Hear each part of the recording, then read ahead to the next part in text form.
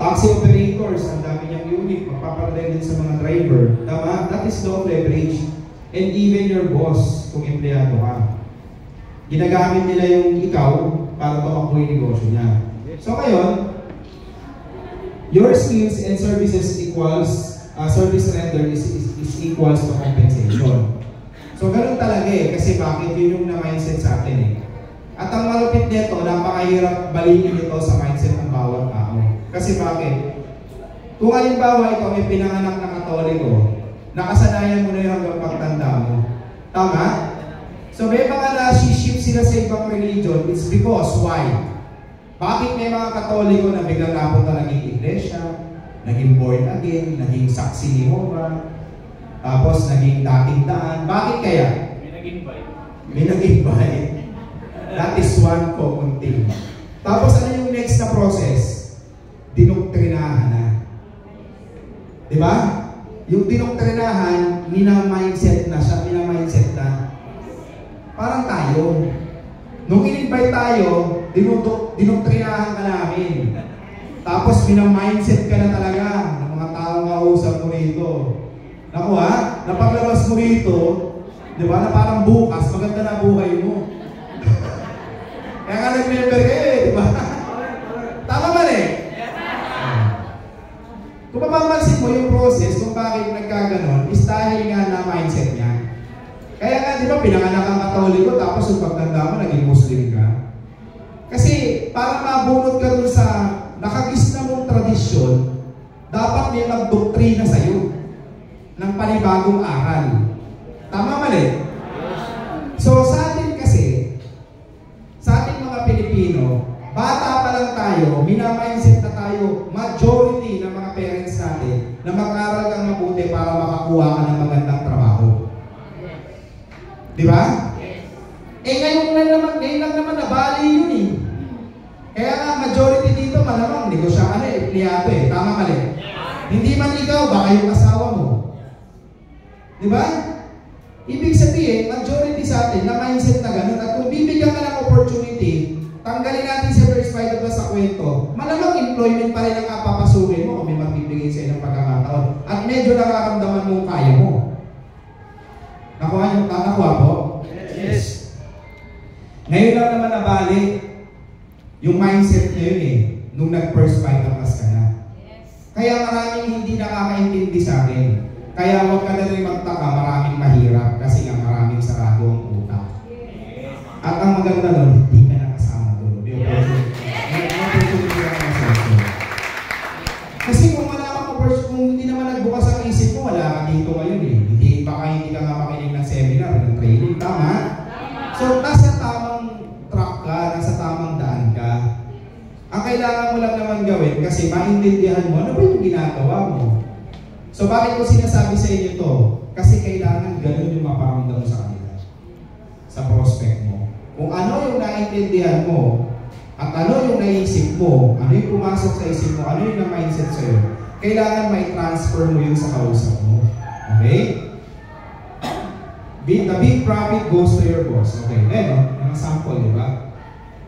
Sinusyutan, ang kurso niyan, alam ko, chemical engineer yan eh.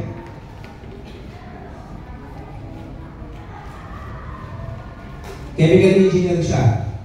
Ang background niyan, alam ko, nagtrabaho yan sa ano eh. Pagawa ng arena.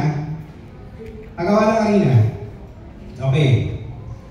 Tapos, si Gokong Wei, nagtinda ng arena.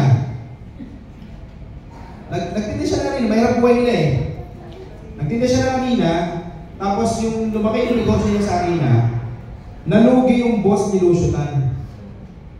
Kaya si Lusyutan ngayon, napilitan magtayo ng sariling negosyo. Kaya nagpapasalamat si Lusyutan kay Gokong Wei dahil sabi niya, kung hindi mo nilugi yung kumpanya ng boss ko, malamang, tumanda ako ngayon. Totoong kwento yun, nabasa ko yun. Naka po? Okay. So tingnan mo yung mga nangyayari sa kanila. Di ba? May mga group of companies na sa ilalim nila. Eh bawat isang kumpanya daming tao. Si Lusyutan, hindi naman marunong magpalipad ng aeroplano niya, pero ang negosyo niya, Philippine Airline. Given na to, Asia Brewery, pwede siyang kaya niya magtimpla ng mga anak kasi chemist nga siya. Si Gokong Wei, lalo napakalayo. Di ba? Cebu Pacific, tapos Robinson. Di ba? Si Henry C, pagawaan ng sapatos, SM, hanggang sa na-convert na sila sa real estate.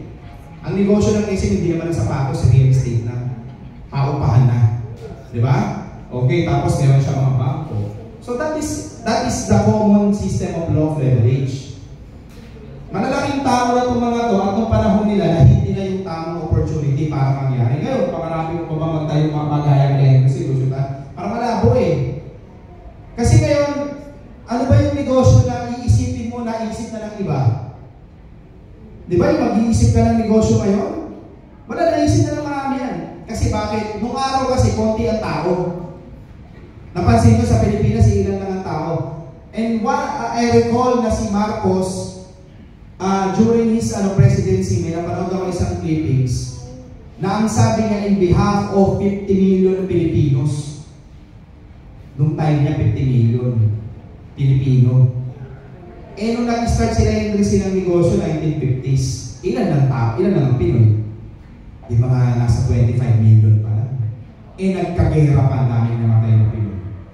Di ba nga nasa 20 million lang ang Pilipino? Kaya ang opportunity malaki. Ngayon nila ng Pilipino.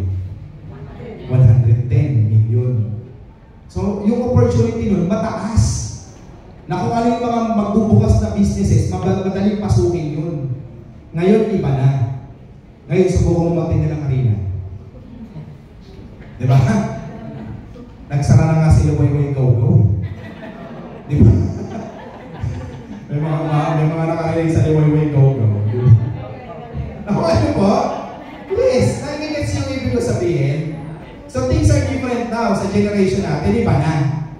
So ano yung generation natin ngayon? Etong ginagawa natin ngayon. People don't really understand what we're doing. Hindi nila naiintindihan. Akala nga nila, normal tayo eh. Na once upon a time, gusto mo yumaman eh. Di ba? Kahit na minsan, katabi mo na matulog, asawa mo na, hindi pa naniniwala sa'yo eh. Tama mali? Yes! Oh, palitan nyo na. So, wala ka ng choice. Yan talaga yan. Okay? Ayun na, seryoso si Sir. Doon na natuwa sa sinabi eh.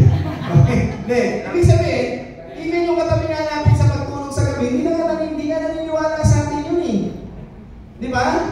Hindi naniniwala sa ibangan natin. Pero still naniniwala ka kasi certain ka at sigurado ka at malinaw sa pananaw mo yung sistema pwedeng baguhin ng buhay. Nagigets niyo po? So bakit ko pinapaintindi sa inyo ito? Bakit ko pinaparamdam sa inyo ulit yung naramdaman nyo ng first time na nakita nyo first virus? Kasi gusto kong i-transfer nyo yan dun sa mga kausap. Diba? Kung paano mo nakita, kailangan ganun mo sa kanya ma-explain. Okay? So in first 5 of us, we need to create team. Okay? The more team or dealer you have, the faster your business grow. So ano ibig sabihin nito? Gusto ko, pag pinaliwanag nyo yung negosyo sa mga prospects nyo, maging simpler siya. Okay, ito yan ha, tignan nyo ha. You and your dealer has the same and equal opportunity. Okay, pakita ko muna sa inyo ha, yung pinakasimpleng paliwanag, okay, ng marketing plan.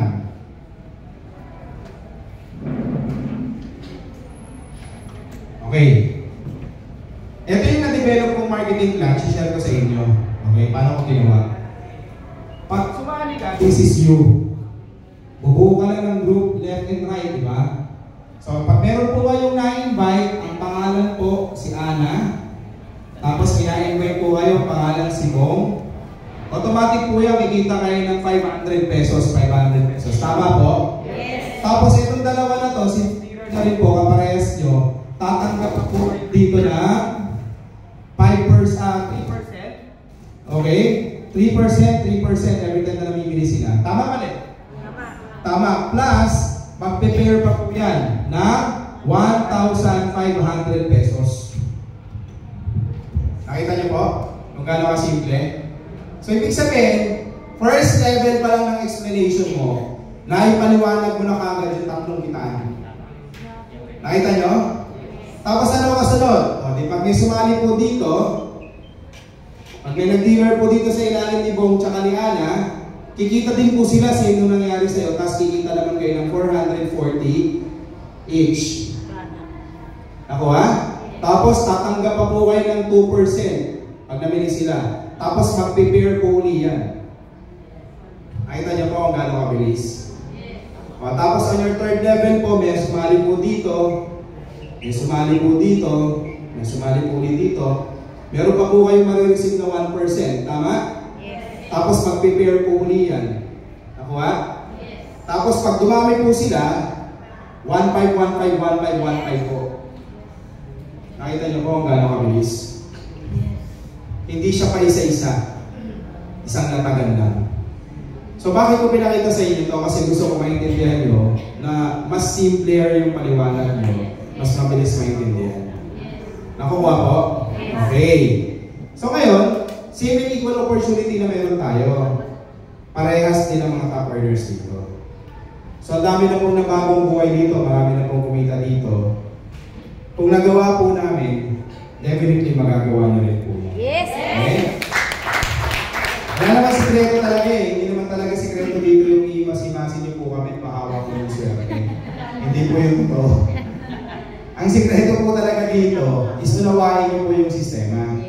Kasi pag naunawaan niyo yung sistema, may kasunod pa yan. Dapat gawin niyo na yung sistema. Kasi hindi naman pwede gusto mo lang mag-gym tapos nasa isip mo lang yun. Sabi mo pa gano'n, magbubuhat ako ng bicep, tricep, tapos chest, tapos back. Mga 3 months, 4 months na, may improvement na to. Pero wala ka naman sinisimulan. Nasa isip mo lang yun. So, ibig sabihin, ganito rin sa final class. Pwede naiintindihan mo yung sistema, pwede nakikita mo may mga talagang yumayaman dito, makasenso dito, pero hindi mo ginagawa. Yun yung nakakalungkot sa Pilipino eh. Ang sipag-sipag sa mga kitaan na maliit, 15,000, 18,000, 20,000, ang sipag-sipag pumasok yan, di ba naliliit yan? Pero pag usapan natin yung kitaan na milyon, tinatamad gawin. Napansin nyo?